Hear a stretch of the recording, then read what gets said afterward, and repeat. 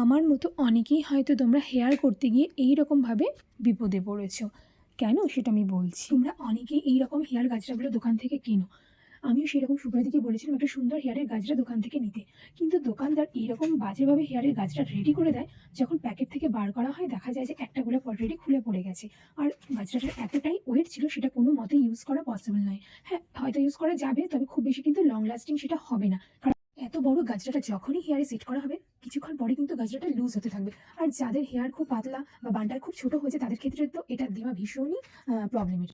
তো তারপর কি করব ভাবতে ভাবতে বুদ্ধি করলাম যে না, পেটেলসগুলোকে খুলে নিয়ে আমরা একটা সুন্দর বান করব। তো সেই বানটাই দেখো করছি। তোমরা জানাও তো কেমন লাগছে। জিপসিও ছিল, জিপসিটা একটু কম ছিল, রোজ প্রচুর ছিল। কিন্তু দেখো মাত্র 4টে রোজে কি সুন্দর বানটা হয়ে গেছে।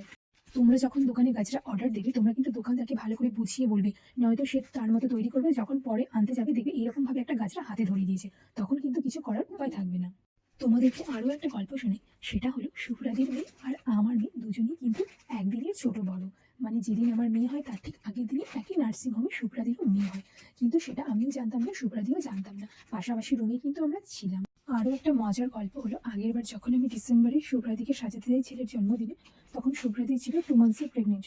আর তখন আমিও কিন্তু প্রেগনেন্ট ছিলাম 2 মান্থসের, কিন্তু সেটা আমি জানতাম না। প্রচণ্ড শরীর খারাপ নিয়ে আমি সেবার শুভ্রাদিকে সাজাতে যাই।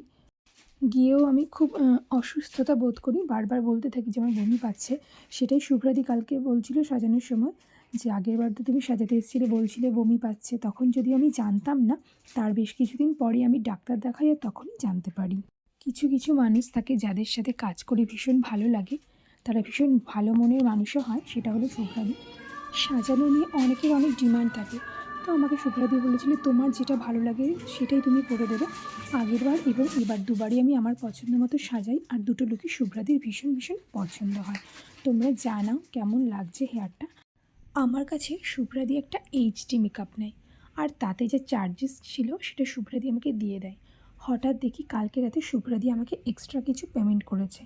তো আমাকে বলল এটা আমার ভীষণ ভালো লেগেছে তোমার কাজ, সেই জন্য এটা আমার তরফ থেকে গিফট। সত্যি বলতে এই রকম গিফট আনএক্সপেক্টেড। আমি জানি না তোমরা এই রকম গিফট কেউ কখনো পেয়েছো কি না। যাই হোক, শুভ্রাদির আমি দুটো লুকই তোমাদের সাথে শেয়ার করছি, একটা আগের বার একটা এবার। কোন লুকটা তোমাদের বেশি ভালো লাগছে ঝটপট তোমরা কমেন্ট করে কিন্তু জানাও।